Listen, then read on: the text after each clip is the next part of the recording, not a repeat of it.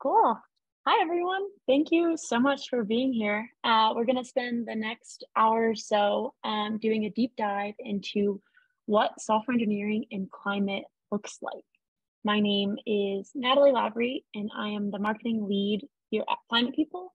Climate People is a technology recruiting agency that's dedicated to decarbonizing the global economy, replacing mission-driven talent into climate tech careers. So our mission is simple. We're trying to get as many people working on climate solutions as possible. So thank you for being with us today to help us act on that mission and hopefully get more software engineers working in this space. Just a little premise on our background on today's event. We like to think of climate as being in its early adopters phase. So that means that people that are currently working in this space are people who are innately passionate about climate and really have known for quite some time that they want to get a job in this space. However, there's predictions from Terra.do, a climate education platform, that says we need 100 million people working in this space by 2030 to meet the demands of the climate crisis. And that's a lot of people. That's 100 million people by the end of this decade. So quite frankly, we need people who are not innately driven by climate change or innately passionate about this space to get a job in climate in order to, act on that mission that I just touched on. So again, thank you for being here today. We started this series so that we could show real world examples of people who have paved a career in this space and really give you the platform to learn from them and hopefully follow suit. The layout of today's conversation is going to be 15 minutes of questions that I'm going to give to our host, Lowell, and then we're going to do 40-minute open panel discussion for all of you to really pick Lowell's brain and answer all of your questions that you have. I'm going to encourage you to please hold your questions until we open it up in about 15 minutes in. You can either use the raise hand feature in Zoom, or you can ask it in the chat.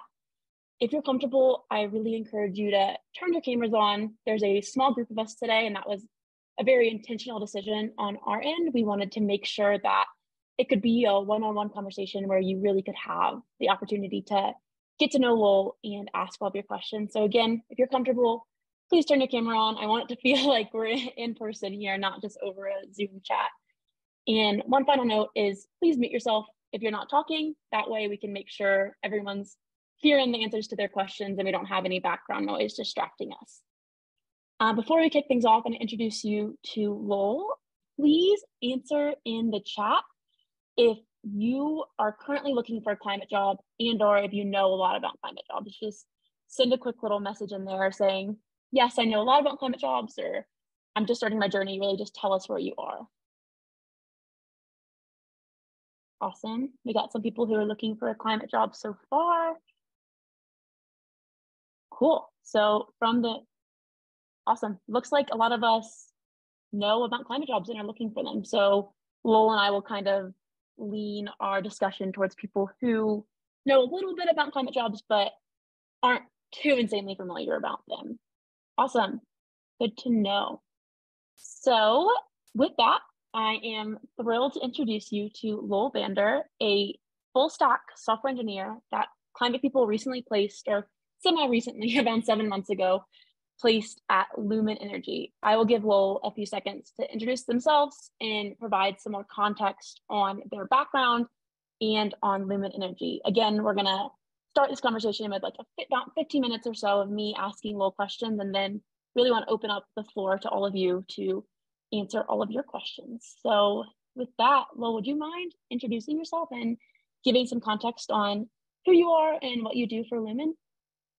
Sure, and I'm happy to go into more detail on any of this, but I've been at Lumen, as you said, about 7 months as a full stack software engineer, and what Lumen Energy does is help owners of large real estate portfolios profitably deploy clean energy, and I can go into a lot of details about that. And before this, I was at Facebook for 5.5 years, which was my first job out of college, and I took about a 6-month gap of not doing too much of anything between those two things. Awesome. That's some great context. Could you touch on your climate journey? So all of that entails like, why is working on climate important to you? What really sparked that passion, and how did you really get to where you are today, transitioning from Facebook to Lumen? That's kind of a big transition from a FANG company to a small scale climate startup. So if you could touch on that journey, that would be great. Sure. So during my time at Facebook, I tried to find things outside of work that were meaningful to me because the work I was doing wasn't too meaningful to me, although it was very well compensated.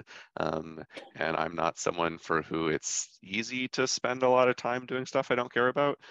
So I did stuff outside of work, like a local like socialist book club, or like doing a lot of work with homeless folks. But ultimately like spending some amount of my time being not compensated and doing meaningful work, and spending the rest of the time working and being very well compensated but not having it be meaningful was very exhausting.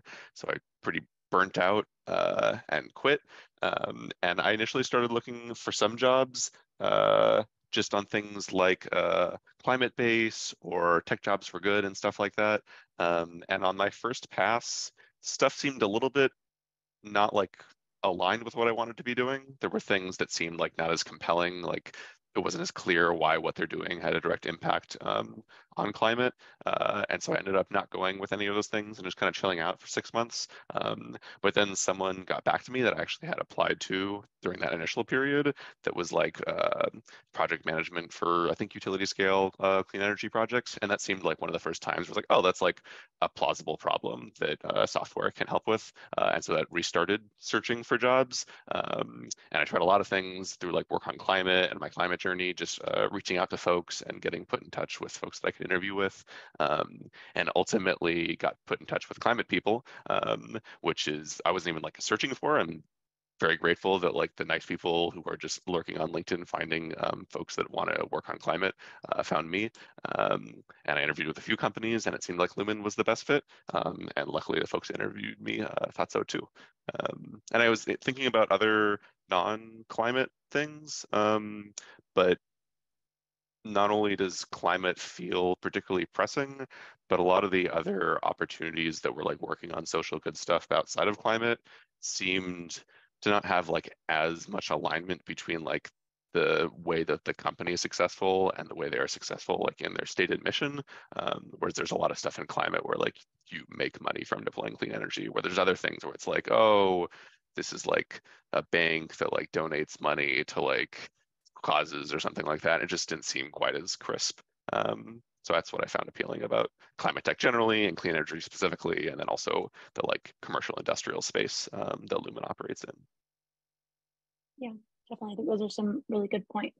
So I know you touched on how when you first started your job journey, it didn't really feel like a lot of the companies that you were looking at were actually like acting on that mission that they were touching on. So I know that was one barrier that you kind of endured. But was there anything else that was difficult for you in order to get to where you are today? Because obviously you have showed what a successful transition to climate looks like. But what were some of the things that were hard for you to overcome in that journey? Yeah, so there's definitely that which you mentioned, and there's also like I think this is probably true for any company, but unfortunately was also true for a lot of the climate tech companies I was looking at, where it was not clear from like the marketing website exactly what they did necessarily, which was like what was helpful, like when I was talking with Brendan at Climate People, that he could give me like a one-liner description that was like, oh yeah, they should just have that on the website instead of trying to like trawl through the description that was there. So that was challenging. It was also challenging because most of my peer group was people that worked in big tech and thought that big tech was bullshit, which was like nicer in terms of like solidarity, but not great in terms of like doing something that I care about with my tech background. So getting that community like through Work on Climate and MCJ and a little bit through some recent in-person meetups in Seattle. Um, and like working with folks like Brendan, where it's like, oh, it's not just the recruiters I'm talking to, but there's like someone else who I can kind of like vibe check companies with and not have to be like always in a position of like posturing, which can be draining.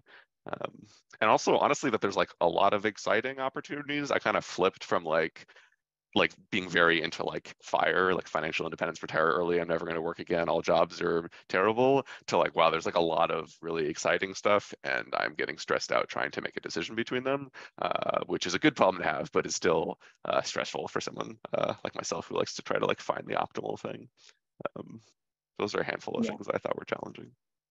Yeah, definitely. And you're not alone in that. That's what we hear from a lot of people that we work with at Climate People. It's very much like there seems to be more barriers to getting a job in this space than there are access points. And that's something that we're really trying to address. And speaking of those access points, I know you touched on like MCJ and Work on Climate, but what were some of the resources or tactics that you really use to overcome some of those obstacles?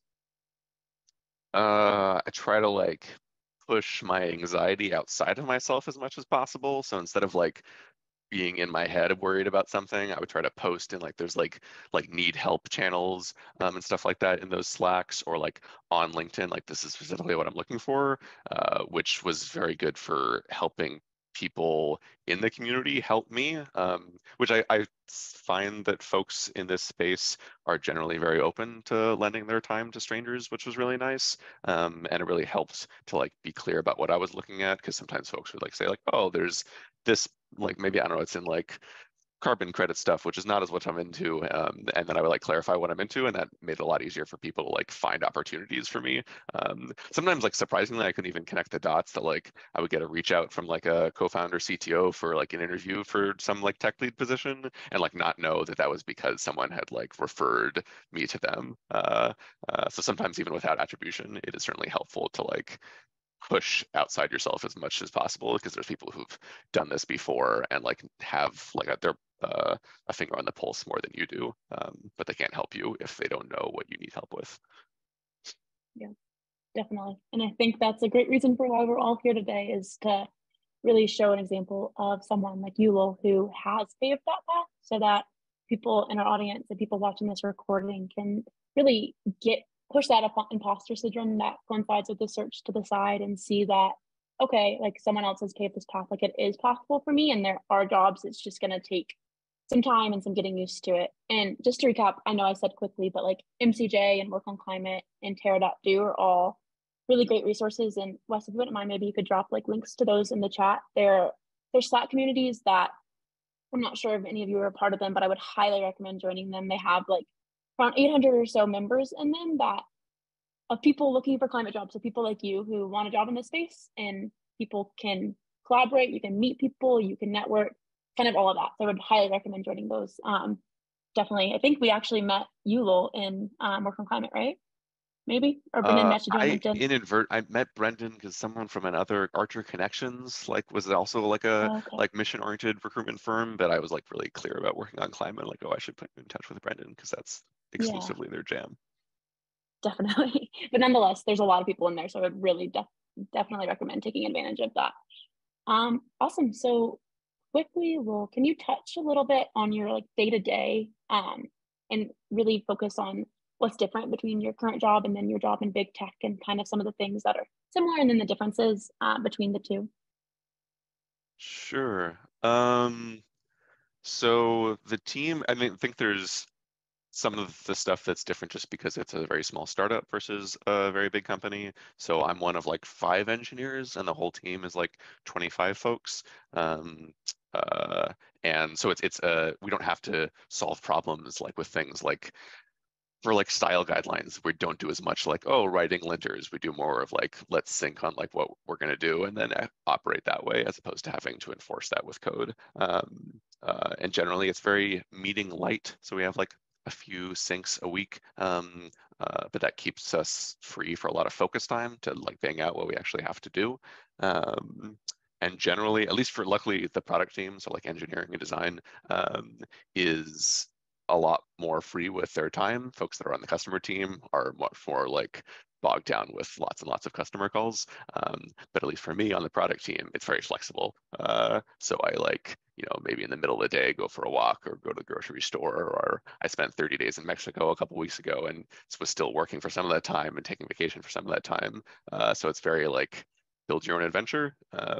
And I think the thing that is certainly pertinent to the fact that it is in climate tech is that now I very much work when I feel motivated to work, which is frequently, whereas previously I was like, okay, I need to like clock in and clock out so people like know that I'm working here and don't fire me. Whereas here it's more like I need to like set a hard deadline to stop work at 5:30 so I can like wind down for the day, which is again like a good problem, still like something that like merits addressing, but is like a lot more free flowing than like I got to do this because it'll look good on my performance review this half.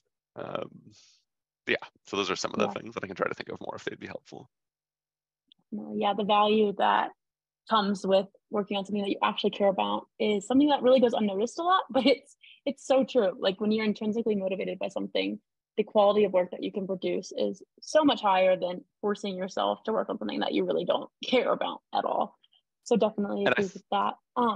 Yeah, I go ahead. think that if like back in time, I would have thought that like I had brief glimmers in my head of like it would be fun to work on something that I care about more, but I figure like I couldn't care about it enough that it would compensate for working more hours, which admittedly I set the baseline pretty low. At Facebook, I worked like 5 hours a day for most of my time there. And here I probably work like closer to like 8-ish, which is like a regular work day. Although I figure for most folks, like if they're like in the office, they're not like, just grinding on exactly what they need to be doing the whole time. Uh, uh, but Yeah, I think I definitely undervalued how much I would appreciate working on something I actually care about, and like in meetings, actually being interested in like what we're talking about and having free flowing answers for like what's important. Whereas at Facebook, it was a lot of like, what should we work on? And I was like, I don't. None of this. This is everything that we're considering is a bad idea. And here I don't really have to like divert as much mental energy to like faking it. Um, so that like just allows me yeah, to, I think, be like a lot more effective in my role because I'm not trying to yeah, do double yeah, think at the same time. definitely. And then you touched on earlier how when you're at Facebook, a lot of your time was consumed with like extracurricular like activities like volunteering and things like that. And those are obviously all great, but now it's almost like you're combining that feel good initiatives with your profession, which saves you a lot of time, makes you feel better. Is that something that you resonate with? Absolutely, yeah. It's definitely I've tried to be a lot more like I don't know, like clean and aligned, and not try to like, oh well, I'll fill the money bucket with this activity and fill the meeting bucket with this activity. Yeah, it's much nicer, and it's also not nearly as much of a sacrifice as I thought it'd have to be. It's like I make like 2/3 of what I make made at Facebook. And admittedly, like, if my options turn out to be very valuable, then it will be more money. But at least in terms of like raw cash compensation, it's not nearly as much of a sacrifice. Whereas previously I thought it was like, oh, like you can't even like pay rent if you're working at an early stage startup. But we're seed stage, and I am compensated like 2/3 of my total comp that I got at Facebook. Yeah. And I know people are probably going to have more questions on that later on, but a lot of that comp also comes in terms of benefits and equity, correct? Yeah. Well, at least like at Facebook, I had stock options that were I sold Yeah. immediately as cash, so I'm considering that as a larger number. Whereas here, my like base salary is 2/3 of that total comp, and then I Okay. also have Yeah. options that are either worth a good amount of money or zero, depending on what happens in the future. The trajectory. Yeah. That's a huge misconception that candidates that we talk to have a lot. It's like, I'm going into this as my passion project and I am putting salary and all of this on the side. And it's like, no, that's not really true. Like it's all about the product market fit and the runway of the company and doing your homework. Climate is not an automatic charity case by any means. So I'm glad that you touched on that.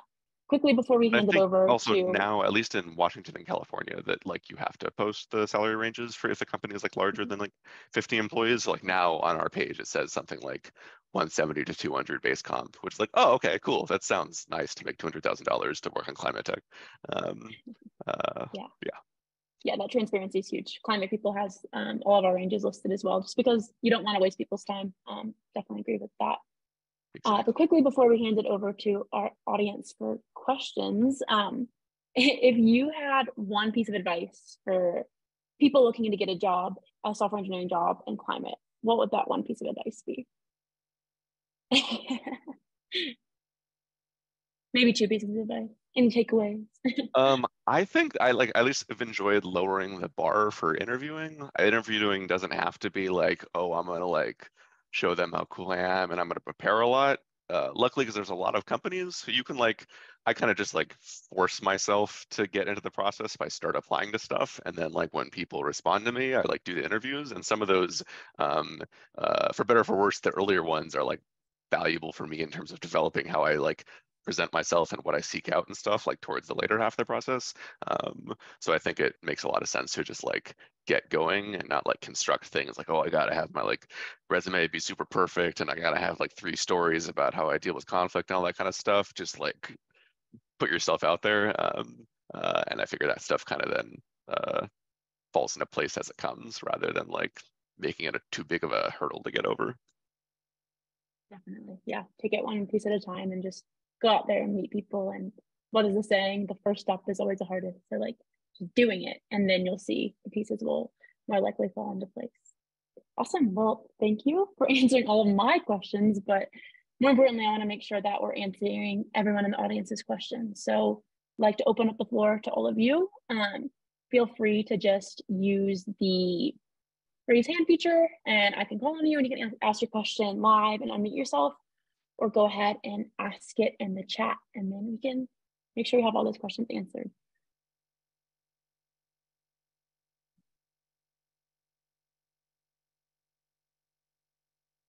I know somebody here has a question. Yeah, Matt, go ahead. Also, I just noticed that Matt has a question as well. So I'll try to make this quick. Laurel, I'm really glad that you mentioned kind of the hours that you're working, because one of my like biggest things that I don't really know how to navigate is if you have any strategies for determining a company's support for like work-life balance and more broadly their support for like health and mental well-being. That's a great question. Luckily, when I was interviewing on my on-site, the person I was interviewing with, who was a designer, like mentioned on their own accord boundary setting, which to me was like a great flag of that's like in their purview. That's a really good question. I think some of those are like the size of the company is going to be a little bit helpful. Like if you're like the founding engineer and there's just 2 co-founders, there's like a little bit less room for you to kind of like float out when you want to float out. But I figured that like if there was like 4 other engineers, it's a little bit more padding that I don't have to be like always on. What do you think about that for a moment? Because I think it's a great question, because it's definitely one of the things that I was really afraid about. It's like, oh, I don't want this to like be my life.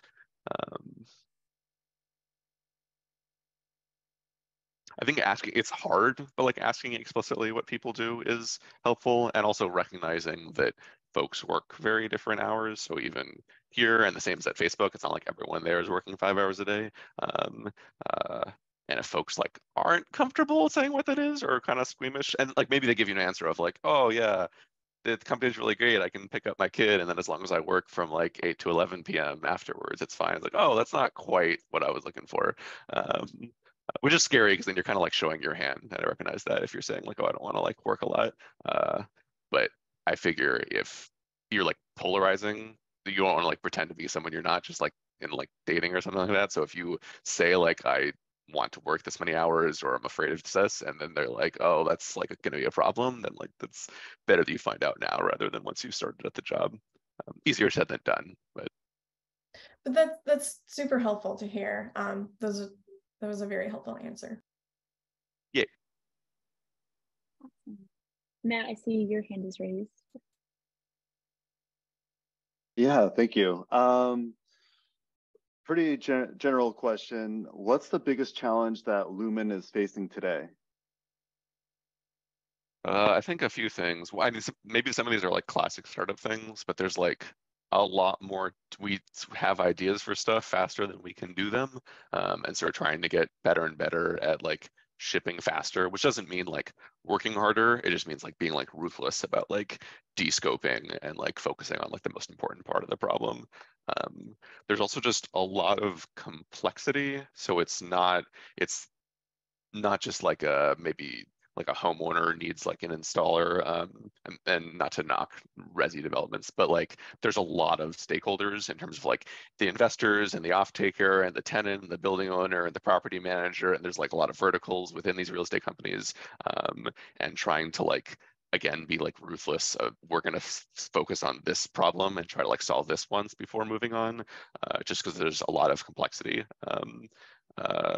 and like different like financial metrics that you can show to like show whether or not a certain deal is good, and like, you know, you could include batteries or not batteries on a particular building. You can put solar on the carport or not. You can try to offset like tenant electricity or household. There's like a lot of complexity, and it can be easy to get carried away of like, oh, we need to get everything to be perfect, but we try to lean more on the side of like, can you like assume your way out of ambiguity, which like surprisingly sometimes you make very naive assumptions and they work well, but more importantly that gets us like to ship faster and then we can get feedback from customers and stuff like that.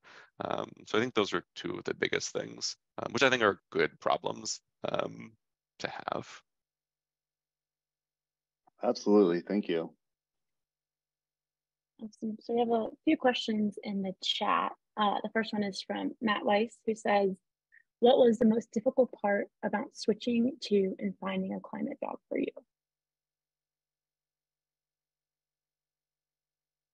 Does switching mean like I guess like at what point? Because there's like a lot of like, you know, part of me switched like while I was still at Facebook and it was like, oh, I don't want to work anymore. But also, of course, part of me switched like when I went from being unemployed to working here. Is there any part of that like journey that's most interesting to you, Matt? I wouldn't necessarily say there's a specific part of the journey that I'm interested in. Just, you know, I'm going through or at least I'm attempting to go through the same transition right now and find a job in climate. So I'm curious, you know, what you found difficult and how you overcame those difficulties. Certainly, at least one of the many that just came to mind was like when I was still at Facebook and like deciding to jump ship. That was like very challenging just because of like golden handcuffs. It's a lot of money, and at the time I felt very responsible for like my partner was unemployed at the time and I felt like my parents didn't have like great finances, and I was like very much like, I can't really like sacrifice all this cash to do something that's as silly as something that I actually care about. So that was like very challenging, and also where like having friends helped. That a good friend of mine and I quit about the same time, and we were like egging each other on to like message our bosses to be like, hey, I don't think this is the right fit for me. But that's like very challenging just because it's like it's not something you can like, oh, I'm going to go out and like try this and then come back, no problem. So it just felt like a real big decision, and was like, I think helped to eventually shift my mindset to be like, you know, it's okay. I can survive off of a little bit of savings for like a few months as being like unemployed. It's just I hadn't been unemployed for between graduating and then for 5 years. So it seemed like a very scary big deal, but like it's not the worst thing in the world. And luckily there are also a lot of climate tech companies that are very eagerly hiring, even as there are bigger companies that are laying off folks. There's a lot of new money in much smaller climate tech stuff. But that was pretty hard psychologically. Yeah, definitely. I like how you touched on the golden handcuffs, Lowell, and how it's hard to leave that, but it is interesting. Even like you touched on the end there, that transition now from like, are the golden handcuffs even really there anymore? And whereas private companies are hiring, and your biggest barriers at Lumen that you touched on were honestly coming down to what it seemed for me from like a lack of people and needing more help with those. So yeah, definitely I feel like you've painted the case for climate jobs. So we really appreciate that. And I'm sure everyone in the audience does as well. Our next question is from Rupa, and it said, would you recommend any volunteer opportunities in software engineering while waiting for the right full-time opportunity? Interesting.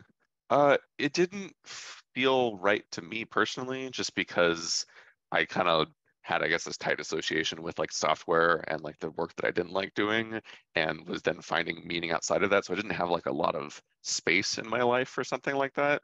But certainly if it's something that like, if it's that or not doing something climate-y, I think anything that gets you like incrementally closer to where you want to be at sounds sensible to me.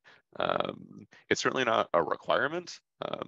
I think different roles and at different companies maybe have different expectations about how much climate background you need, but certainly not the case at Lumen. Like very few people have climate proper experience.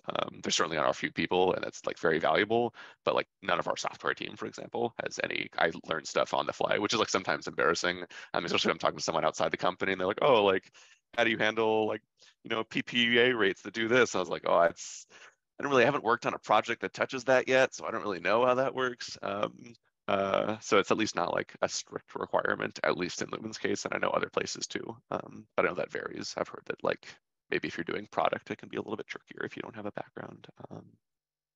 Yeah. Did I answer that question sufficiently? I kind of blacked out while I was talking about the answer. You got a thumbs up, so I think so. Sure. I think that you definitely brought up a really good point. And a lot of times when climate people is talking, or the recruiters at climate people are talking to job seekers, the number one thing that we hear is, oh, I'm not qualified, I don't have climate experience.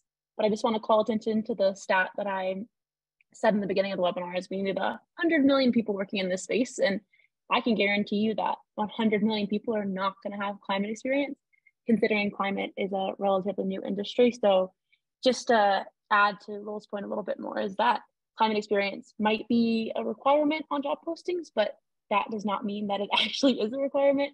Job postings are oftentimes, most of the time, quite frankly, wish lists. So you don't have that climate experience, still apply, don't disqualify yourself, because then everyone loses. They don't get a good candidate, and then you don't get a job. So definitely don't use that lack of experience as something to hold you back, because you can always learn. Whatever your example was, Lowell, about learning those requirements, like you learn them, and once you're in a situation like that, that's when you pick up that knowledge. Yeah, I think so certainly if you disqualify yourself, then you're definitely not going to get it, which applies to all jobs, not just this. Yeah. And also like folks will like, I don't know, places will say like you need 7+ years of experience. Like someone that like reached out to me that I didn't even know about said like 7+ years, and I did not have that. So you got to like lean into the like more like bravado side of like, you know, people that apply to things that are outside of their experience get it more often just because they did, which can be scary, but it's definitely not a strict requirement. My girlfriend is secretly filming. She's stuck a phone through the slit in the door and is filming me as I'm doing this, and she thinks she's being sneaky. No pressure, no pressure. Another question that we have in the chat is, do you think there's a potential for junior developers in climate tech? Most of the opportunities I see are more geared towards senior folks. I don't know as much of the lay of the land outside of Lumen, so maybe Natalie, you'd have like a wider picture, but I think like Lumen is probably in the position where we're like want to now have more junior engineers, that we kind of are very senior heavy. I think that makes sense like right when you're starting out, which probably also maps to like stage of development. Like if you're a seed stage, then maybe you need a little bit more seniority, but then as you get bigger, it makes sense to have folks that get ramped up. But it's also something that I think you should evaluate based on whether or not it's the right decision for you. So at least for me at Facebook, it's like a very structured onboarding process. Like you spend like a month and a half doing classes and like evaluating which team is the right one for you. And they have everything like very built out. Whereas like my first week at Lumen was like, we're shipping this thing in a week and a half, can like just pick up whatever would be useful. And if I was like doing that right out of college, I would have had like no idea. So that's also like depends on what you think is the right fit for you. I'm certainly someone that appreciated more of the hand holding of a big corporate employer. And now it's fun to be a little bit more rock starry and be like, I can like get situated and make impact. But I think that would have been overwhelming if I just came out of like school projects and then was thrown into the real world. Yeah, no, definitely. I think you hit the nail on the head with that. A lot of times what we're seeing is a lot of times companies will hire like someone to build out the team. So exactly like Will said, if it's an earlier stage company, you're going to see more senior level positions because obviously they're going to hire someone that's more senior level to get things off the ground. And then later on, they're going to start hiring more supporting members to help them grow that team. So entry level, you're probably going to want to look a little bit later stage. And then also, again, to Lowell's point, is it does depend on your personality and your type. I think this comes back to just startups versus more established companies, and not necessarily climate. If you're working in a startup environment, you're going to have to wear a lot of hats, have a lot of instability in your job, and just move around. Not instability in terms of job security, but instability in terms of your everyday tasks. So yeah, making sure that that's something that you want to do. And then my final point to that is climate people oftentimes will encourage our customers and our hiring managers to really think about the positions and be intentional about who they're hiring. So rather than hiring someone who has 100% of the skills in the beginning, that's going to lend them to leave their job a lot quicker than hiring someone who can really grow alongside the role. So that definitely is a case. Hiring managers are looking for people who maybe don't have all of the experience, but show that aptitude to learn and want to grow. So when you're interviewing, applying, if you can really show that you're here for the long run, you want to wear multiple hats and grow alongside the company, I think that will definitely speak numbers. And from like at least like a lifestyle design perspective, like having the like more steady state experience in like a company that has some like kind of answered more of their questions than going into a place where they don't have as many of those answers, you can at least like if you're looking for like a particular software framework, you can know like, oh, we could solve this problem using like this thing that was at my previous company. So let me try to find if there's something that like fits that. Whereas if you were just like going right into it as a junior engineer, it might be harder to even like know what you would want to use to solve that problem. And especially if you're going from like a thing into a smaller place, you might not have the same tooling because like a lot of Facebook's tooling is only at Facebook, which isn't always the case. Like people use React that aren't at Facebook. But that can be helpful to just kind of like know the shape of problems and know what your options are, even though at a smaller company, it might be like, we're going to like just whip up something really small ourselves instead of trying to onboard some giant framework. It's just helpful to like know what examples look like. Yeah, definitely. So there's no more questions in the chat. Does anyone else have anything else that they would like to ask? Well, yeah, Jean, go for it. Yeah, thanks. I was just going to ask, what do you think of the technology that you're working on at the small startup relative to what you're working on at FANG, the quality and the actual rigor of the work and the interest level of the work that you're doing? That's a lot of things. Do you interest like how interesting is it to me versus? Yeah.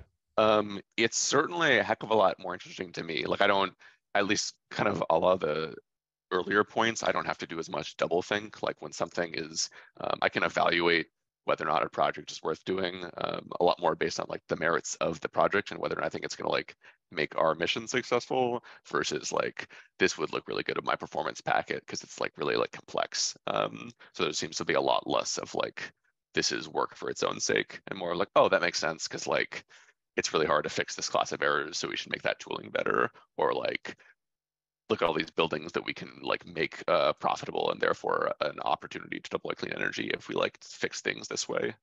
So like the distance between like the solution, I don't know what phrase I'm trying to use, but it's like more immediately obvious like why I would do something, and it doesn't require as much like jumping jacks in my head to try to contort myself around things.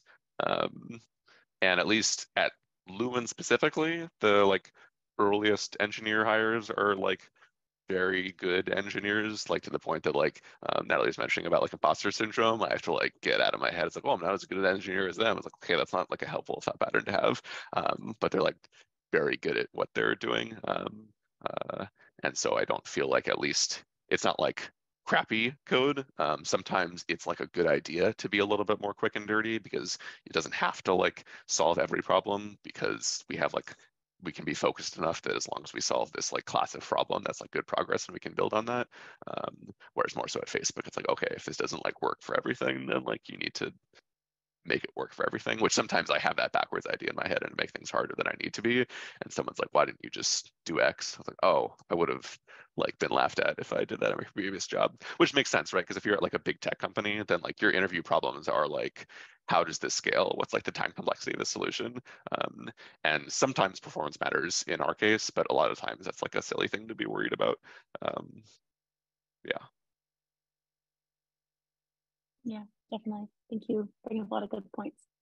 I also just want Matt, to say, at you least for wanna- the last question in the chat, the senior folks, the seniors, I think maybe inflated. Like I was like not senior at Facebook just because it was really hard for me to want to get promoted when I didn't care about what I was doing.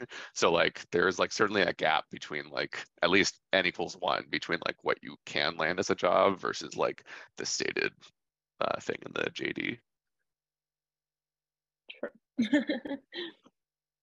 All right, Matt, you want to go for your question? Yeah, thank you. What's surprisingly fun or engaging that people might not realize from the outside?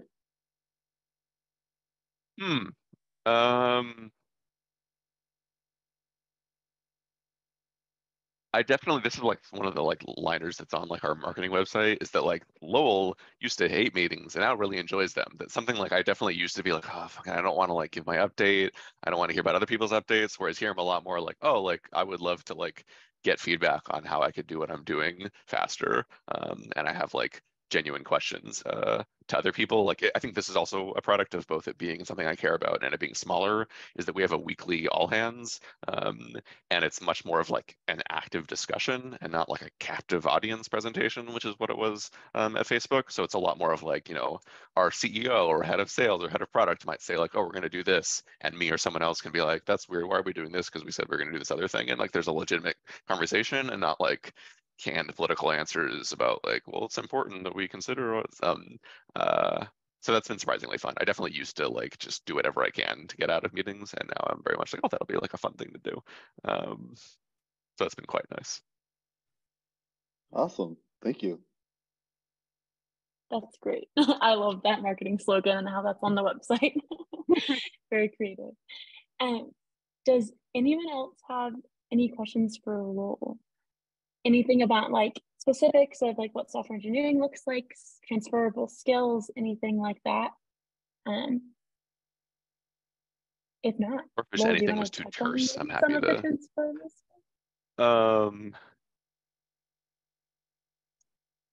I guess generally along with like the whole like you're maybe if you think you don't have the skills, like we're like a Python shop, but like I hadn't really done much of Python and I am writing Python now and it's fine. So like just generally like I feel like I try to put myself in the mindset towards the end, specifically when I was really set on Lumen. I was like, I've decided I'm going to work at Lumen. And so it's not as like, oh, let me try to see, like, hopefully I find the thing that's right for me. Like this is where I want to work. And it's certainly like, maybe not for all of software engineering, but at least like web development. Like if you know some part of it, you can probably figure out the other parts of it. And so just to like be aware that you don't need to like shoehorn yourself too much. And I said before, it's kind of like leaning on other people, because I think people are generally like pretty nice in this space because they're like doing it because they care about what we're doing and not like trying to get like a 600K offer from Netflix or whatever. Yeah. Yeah, if you find a climate company offering you 600K, let me know.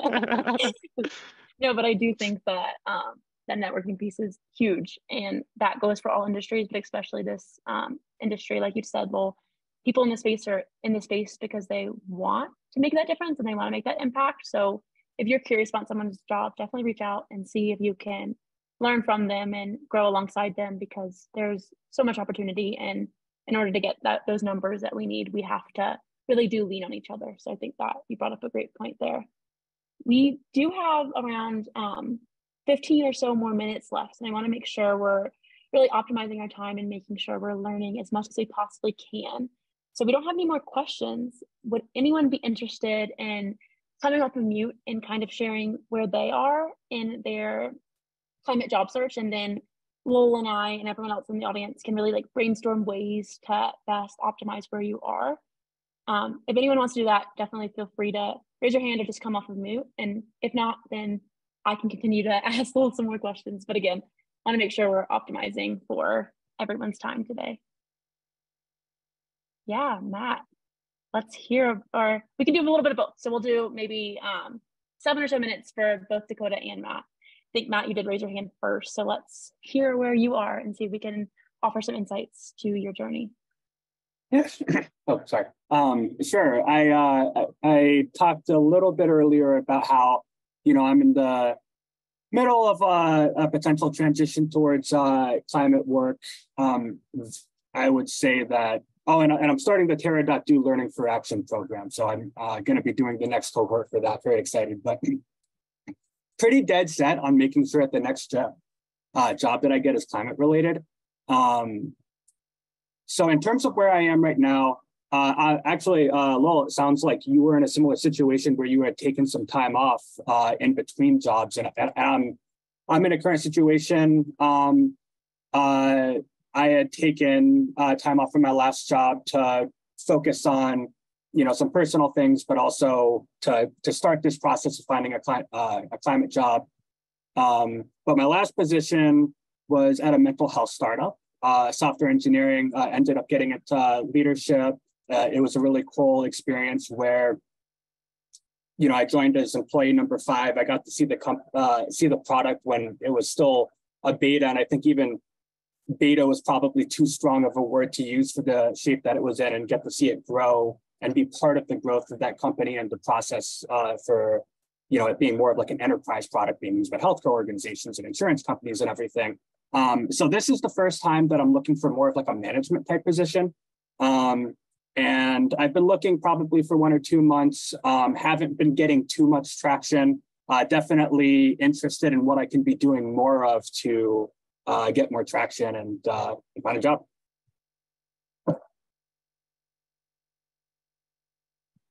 I don't have too much management personal experience. My cheeky response is Lumen is looking for a tech lead manager. So if you want to go to lumen.com/careers, which maybe, I don't know if that's exactly the role that you're looking for. So I don't really have the best feedback. I've only ever been an IC. Yeah, actually, I guess I could be totally transparent. I did apply to the position. I did not get it. So okay. I didn't even get the interview. So, and it happens, but definitely curious on what I can be doing to get more traction. Yeah, my piece of advice that I would add to that is kind of what we've been echoing before, is just meeting people. I hosted a session on Friday where I touched on how 70% of jobs are never actually posted. So Lumen's job is really the exception. And so most of the time, jobs, especially in the climate space, are getting filled through connections. So yes, you should be applying for jobs, but honestly, I would recommend dedicating the majority of your job searching a lot of time to networking and trying to get to meet people.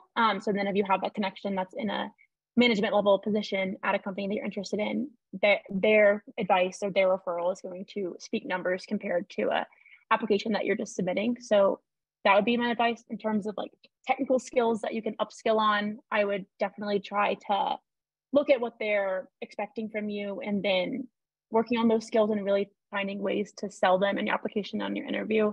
I'm not sure if you have anything else to add in terms of the things that Matt should be upskilling on, or the things that you're seeing climate companies hiring management and software engineering positions are really looking for. You could add context to that.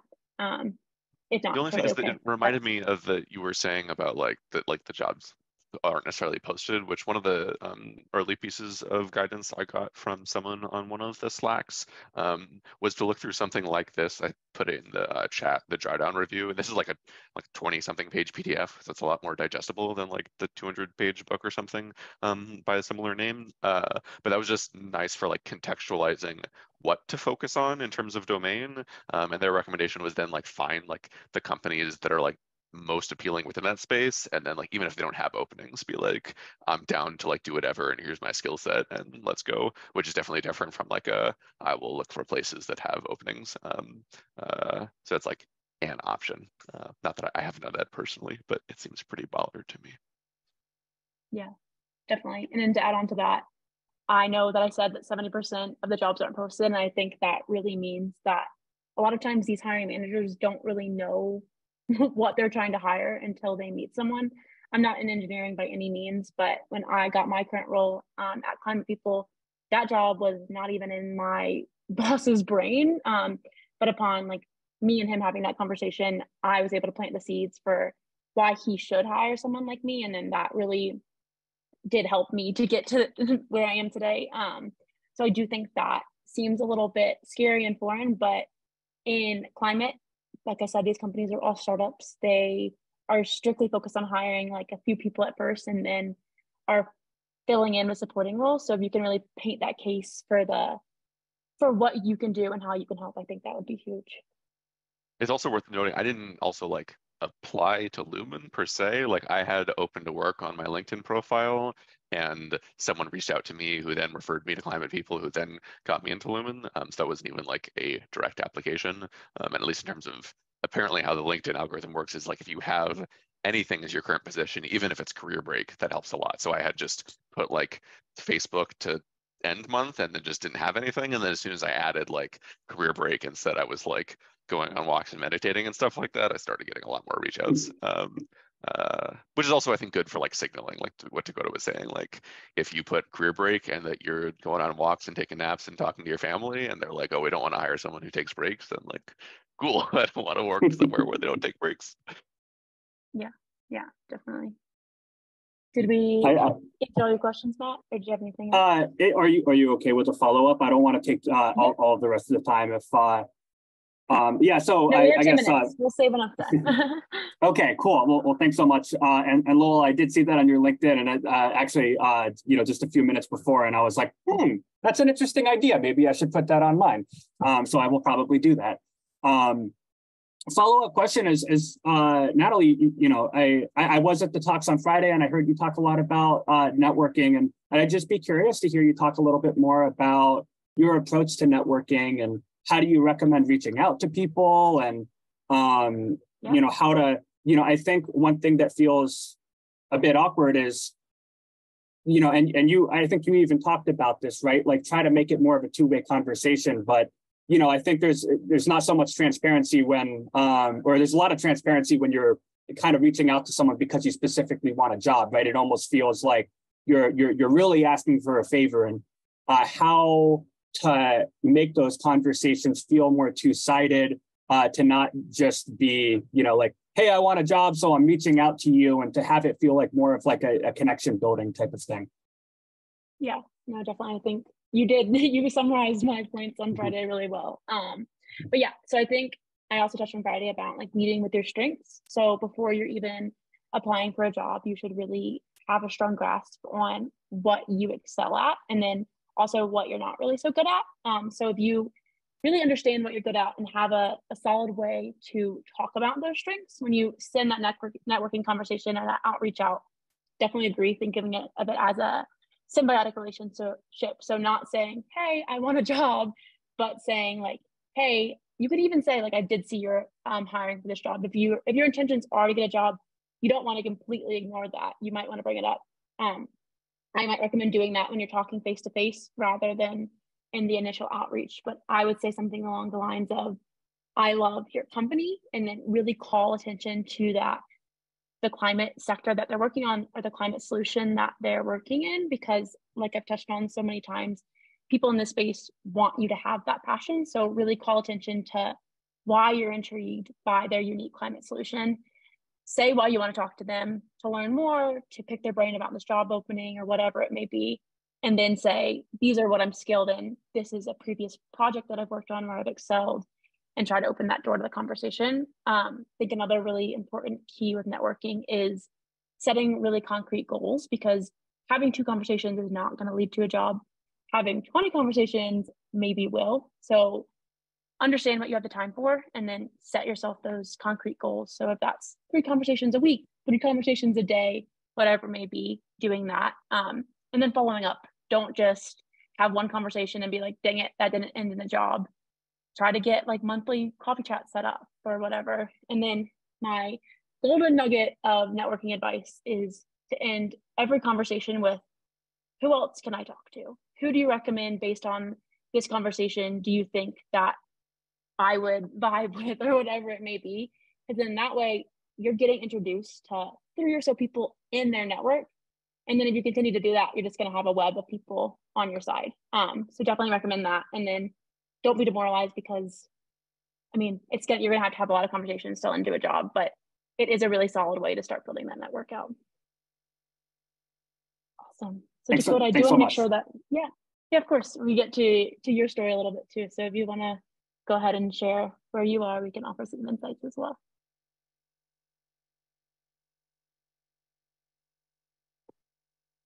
That was for Dakota, yeah?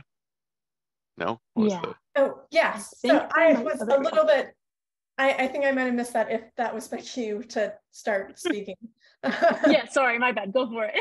Okay, cool. I didn't want to cut anyone off. So the short story about me is that I am a software engineer. I'm primarily front-end oriented. I've been kind of working as like a, effectively as a React engineer, but as a JavaScript engineer for like the last 4.5 or so years. And right now I'm sort of navigating, figuring out if it's possible to pivot towards having more of a focus on data visualization, possibly even mapping in climate tech. Because, and I think part of what I'm not so sure about how to introduce myself is that before I was an engineer, I was a journalist for several years, which to my brain feels like super relevant to data visualization, especially to situations that are sort of like consumer oriented or participatory. But I'm also very aware of the fact of how easy it is if you have more than one skill set to kind of communicate that you're not very good at everything. And also, like, I do have like more full stack skills, but I wouldn't really say that that's something that I thrive at.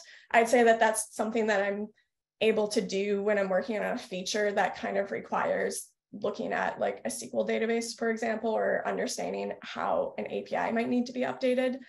So anyway, any advice on like how to not sort of introduce yourself the wrong way, or how to like make a case for transitioning to something that's a bit more specialized and not so generalist would be great.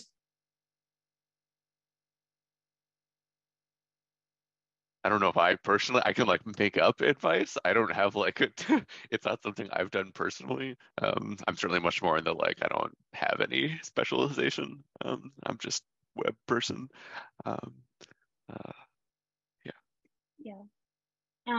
Again, I am not a software engineer and I'm not really a recruiter, so I don't have that great of advice either, but I will call back to what I was just talking about really understanding what your strengths are and then using that as the driver of your search. So rather than you say full stack's not really what you're great at nor what do you like, I would really try to narrow down your search and focus on roles that don't require as much of that, because once you're in a position and if you're given a task that requires those full stack capabilities, that's when you can try it out and go for it. But you don't want to have that the driver's seat of your search and kind of like leverage your search based off of that. So again, sorry, it's not as direct as it maybe should be, but I definitely would recommend putting those strengths at the driver and then going into LinkedIn and filtering out all the jobs with the qualifications of what you're good at and then reaching out to those people.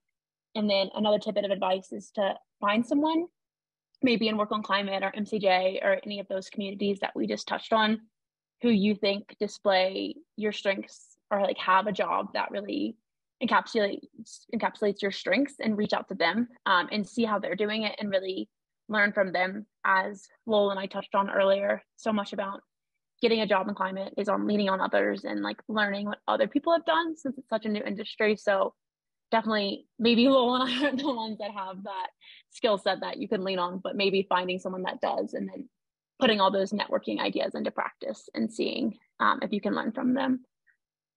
And I guess insofar as you can like make clear that you're good at ramping up on things is I think helpful. Like that, like for example, that I didn't know Python. We hired someone for a role that was like pretty specialized and they didn't have any like experience in that specifically, but they like have been a good fit for the role. And if you want to like pad like your professional resume with like personal projects of like, I guess generally to like give off the aura of like, well, I didn't know about this, but then I just like banged this out over a weekend and like, so I'm pretty good at doing that. I guess I don't have as much insight into, but that would like convey to me that like you're willing to do that, and less so that you're like someone who has one skill set and then hit like apply on a bunch of things, and that's like the resume that I'm seeing. I guess, yeah, anything to like, it doesn't have to be like cover letter, but if it's like 2 sentences that make it clear that like, no, I'm applying to this role and I know what it's for and I would like to be doing what's described here, that would make it more appealing to me for sure. Yeah, and that's super helpful to me because I've definitely seen like a lot of full stack engineering positions. And it's like, well, it's not really my thing. But then also like something that involves, you know, like there's a data visualization library called D3 that I'm familiar with, but I'm not a D3 engineer, but I'm sure that I could pick it up because it's JavaScript. I honestly always feel a little bit skeptical when someone's like, oh, like, it seems like for even like Lumen, it's like, oh, you don't have like Python on your resume. Like, would you be comfortable doing that? I was like, yeah, of course. Like, it's a programming language. It's like not that. It's if it was, you know, something way off. Like, it's like, do you know about like Lisp? Be like, no, I don't do a lot of Lisp. But like anything that's like in the realm of like modern web technology, if anything, to me, it seems like a little red flag if someone thinks that you can't like do X because you haven't done it specifically. Definitely. And I think you hit the piece we touched on earlier really on the head with the whole aptitude to learn and grow alongside the position. If you show that you want to do that, that's what these companies are looking for. They're small scale. They want people to wear a lot of hats. So definitely. Unfortunately, we are all out of time. It's an hour flies by. But Wes, before all of you leave, he's going to quickly drop a link to a form in the chat. If you wouldn't mind filling that out, it's just a few questions about your journey, and then also ask you to refer people. Like I said, we're really trying to get more people working in this space, and the more people that we have and the more engineers we have in the space, the brighter all of our futures will be. So again, if you wouldn't mind filling that form out.